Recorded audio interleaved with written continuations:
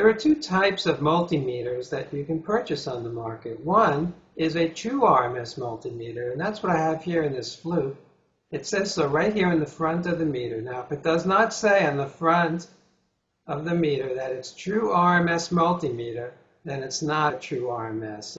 Now, in a true RMS multimeter, it's going to do that special type of calculation. It's going to do the instantaneous voltages. It's going to square them. It's going to take the average, and then it's going to take the square root, and you're going to get the volt RMS. And that's a pretty complicated chip that they put in there to do these calculations to get the volt RMS. So what some companies did is they kind of cheated. They made a calibrated RMS. And what they did is they invert the part of the sine wave. They take the average. You take the average voltage reading, and then they multiply it by some type of conversion factor. Now, this is only going to work for a pure sine wave. So this is good. If you need a meter just to read the volt AC out of your wall outlet, this will work pretty well for you. It'll give you the volt RMS reading, but it's a calibrated reading. It's doing a gimmicky conversion in a cheap fashion.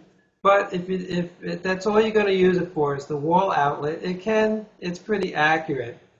But if you're going to use your multimeter to calculate watts and power and volt amps, you're going to need a true RMS multimeter for it to be accurate.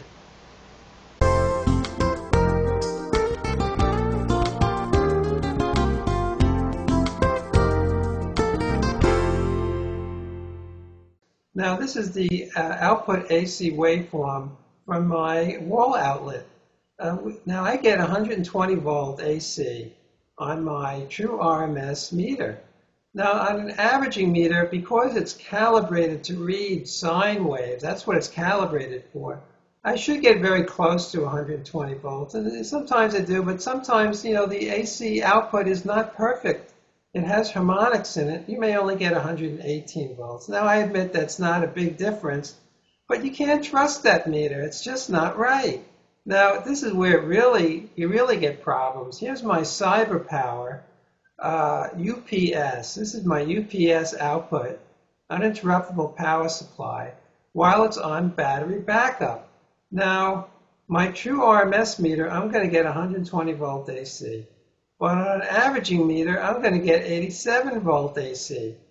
And this is where the big problem comes in. I've had many customers, they call, like, oh, I use my multimeter and I just wanted to check the output of my UPS and it reads like 85 volts. What's wrong with my UPS? Should I bring it back to the manufacturer, to the store? Should I call the manufacturer? And I go, well, are you using a true RMS multimeter? And they go, I don't know. I said, well, does it say so on the front of the meter? And they go, no, it doesn't. I said, then it's not. There's nothing, it's not a true RMS. There's nothing wrong with your UPS. If you would go out and buy a more expensive multimeter that said true RMS, you would get the 120 volt AC. So don't worry about it. If you're really concerned, I'll come over and take a meeting with my meter. Now here's a Radio Shack. This is an inverter. This is something that you would buy, let's say, for your car, where you plug it into the 12 volt cigarette lighter, and the inverter converts the DC into a volt AC.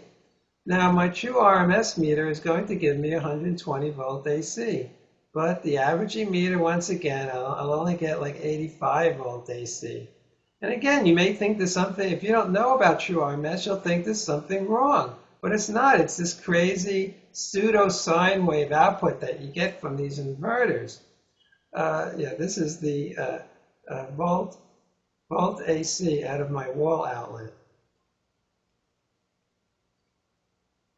So this is why it's important to get a true RMS meter. You want to have confidence in what you're reading, because if you apply the volt amp, if you try to make power measurements at the apparent power by measuring the voltage and the amperage, then you want to multiply times the power factor.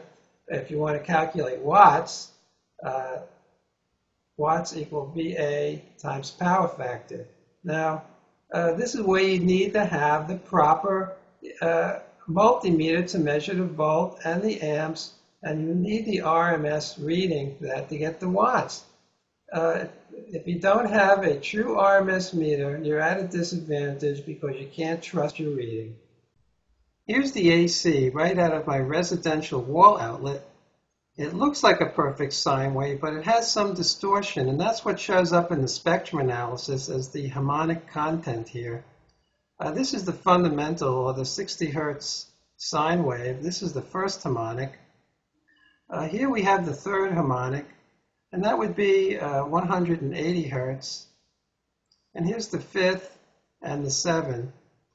Now, with the true RMS multimeter, that digital meter is going to read not only the fundamental, but it's also going to take into account the harmonic energy, and it's going to give you the true RMS 120 volt AC reading.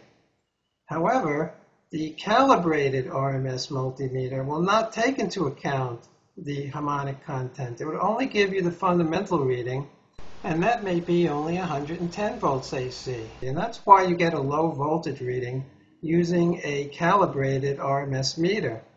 Now, if there was no harmonic content and it was an absolutely perfect sine wave, then the calibrated RMS multimeter would equal the reading on the true RMS multimeter.